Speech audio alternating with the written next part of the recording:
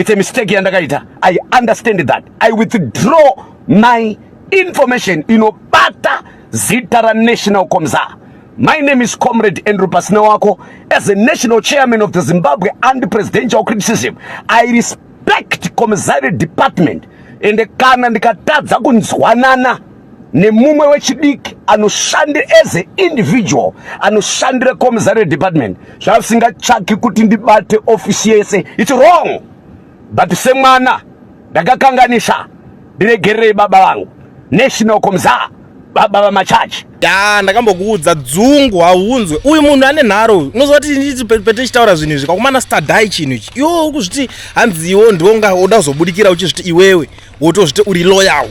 iwo ndo wauda kuya uchita loyal kuna Mnangagwa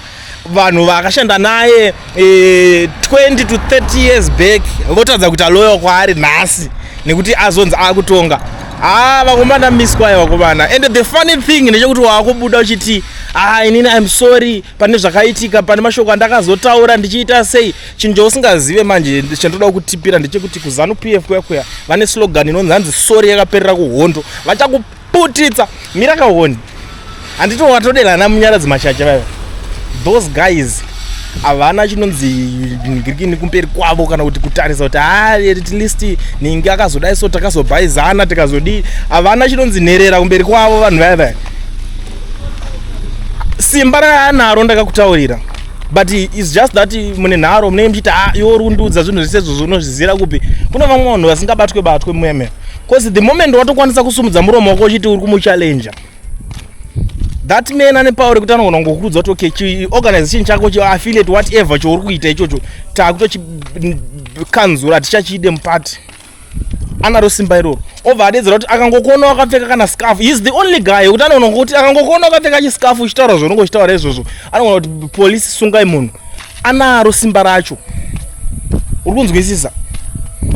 because iwe unonga wakunzi uri kuita basa rekutomenda macitizens zvouri kuita izvozvo is unconstitutional akuzviko vanaro simba rese rekuita zvinhu izvozvo. You can't move around uchichallengana nemunhu wese especially kana nyaya dzapera dzekupenga pengerai kumwe uchallenjana nemadhara aya imi ndakakutaurirai inini zvangu I know system yavo Zanupf mashandire inoita that's why unoti ndotokuudza kune zvimwe zvinhu zvokuti ndotokutaura kuti izvi zvisene nazvo vanhu ava chero kanzi wakaboy kana sei chimbomudzikamirai munhu ava vanhu ava vari connected kusvika papi wobva wati iwe at your age woti munyaradzi Machacha is not loyal to the president iwewe manje haina hangu ka ndikachionerera soka kutonhodzwa kwachauruka uchitonhodzwa. And the other thing zvekuti uri kuzviti you are sorry body language yako inotaura uri kubvunda chii why are you shiving taura wakadzikama uri kuri waguka here chii muri pamadrugs here taura wakadzikama because avaone kunge uri sorry pane zvawakaita because chibhodhi chako hamene zvaunongo chingotaura zvakanaka inangu I'm sorry wakadzikamisa voice wakadzikamisa hana so that vanokwanisa kana kukunzwisisa ukataura uchiningina vanongonongokuti akampana akani chiri nepride kakaita sei kwampana ngakamboya kunoku votokurovera izvozvo. And maroerwo acho uchaitwa achanyadzisa ndikukutaurira kunonzi kukudubuka zvokuti utiranze hey because I'm a man of God Zanupf ina chinonzi man of God kumberi kwayo and anobvunza tine my examples and anobvunza people like ana Bishop Kevin Yamakanga and anomubvunza kuti Bishop zvinonyazofamba sei vanhu ava vano respect here ma man of God uchapuwa answer chechokwadi iri genuine isina kutendererana avana chinonzi man of God kumberi kwavo they don't have the respect nemunhu anonzi man of God. Bishop Yamakanga vakatonorohwa vatori men of God kudaro vachitozikanwa kuti this man anotori nechurch yaanorana a big church. We have people like ana Bishop Masai okay look at Magaya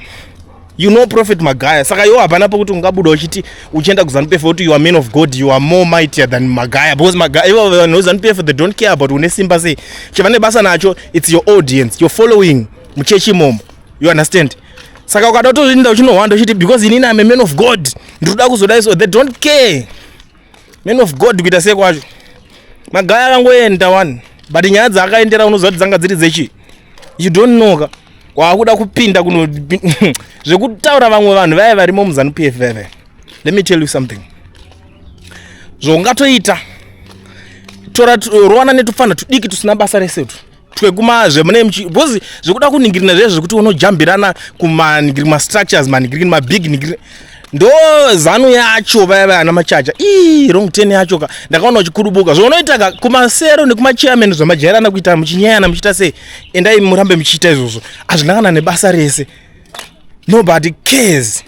But once wakutanga kukura musoro zvekuti wakunoti hai mana Machacha yo offices iri kupandukira president unobvunzwa kuti president upi because vanhu vacho ivava kuona vari ipapo ndo vanhu vakatoshanda kuti Mnangagwa asvike pari pepe ukanzwa pachinzi Mnangagwa uri second republic zvikuitika zvezve he is not alone muchinhu cheche vari vese vakabatana vari vese hasi one vakawanda imomo so kozoita nyaya yekuti unofamba kochiti uri kuningirikina vanhu ndakakutaurira I already told you inyaya kuti iwe wakabuka challenge namutamba akatotsamwa zvisingaite zvinhu zvauri kuita because uita kunge as if ivo havasi kuziva basa ravo vari kuita mutamba is very angry uchaonako pamberi ipapapa maresults ako achauya manje vari kumba kutarisa vanenge vachiona inini ndozodai so vakomana makanonoka you came too late cause chinoitika nje kuti manonokera makaita imimi anga asiri aya ekuti manonoka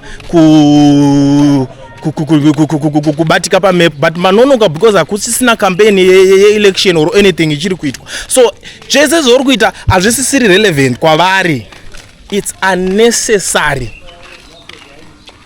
ndikutokutipa it's now unnecessary.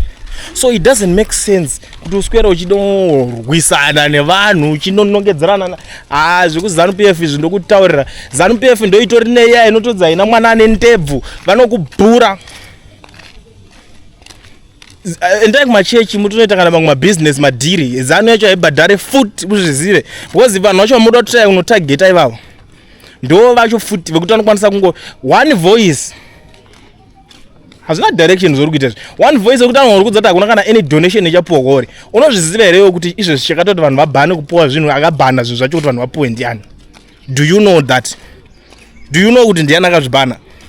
you don't know but unongoti zvauri ngotaura chakata tinyangerere zvisina basa titese vakomana shaedzoka vari kutotarisa unyatsoti chinoroveka chimunhu ichi ndozvavanenge vachitarisa ende chimwe yacho urikuda kutira kuda unodzosa mavari kuti isusu toda totora munhu ndakaona kuchitaura mavidhio munhu anenge achida kuningina tunomubata tomuita se vanenge vachikutarisa zvako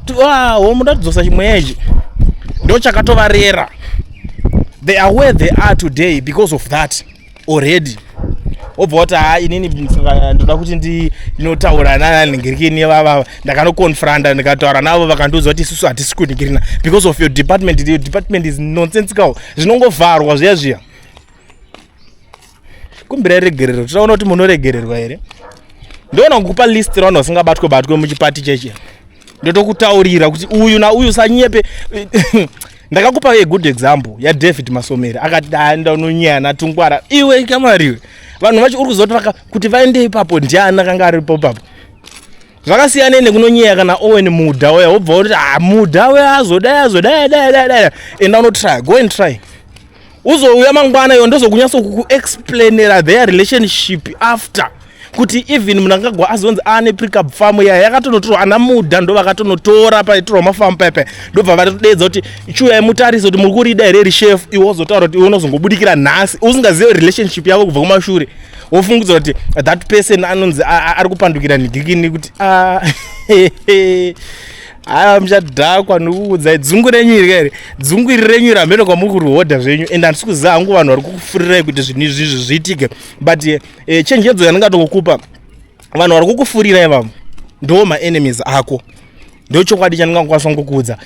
manga matanga matangirenyu amanga maita ameno whatever zvamanga muri kuita iyo the what kazita kekuti kanoattracta vanhu it's okay but komazoenda manje komajunga uko avaregereri havana sori kumberi kwavo sori yakaperera kuhondo mangwana vari zviso vakutoshanda tovoita sei kuti vamise chinhigirini chako chouri kuita icho chaaffiliate ichocho muri Zimbabwe handinoda kupedza nguva kana uchingori muSouth Africa uchida kuregistera company wobva FNB business account usina work permit kana start permit mazuva zviri easy. Pane company inonzi Education Research inotungamirwa nana mukoma Owen. Idzi ndidzo shasha anokuregistera company vokuvhurira FNB business account uri kwauriko kwavari ende zvaunofanira kungoita chete apa mazuva ano sinzi zvanyore nyore kudai so kungotora namba dzavo wotaura navo vokubatsira, but make sure kuti une passport iri valid so that process yako zvokwanisa kufambira. Kana usina passport you don't qualify for this program. So haikona kuzoramba nyumu chida unotendera kubvunza zvisina dhiri. Please garai mavabata panhamba dzavo muitewo zvinobatika naye.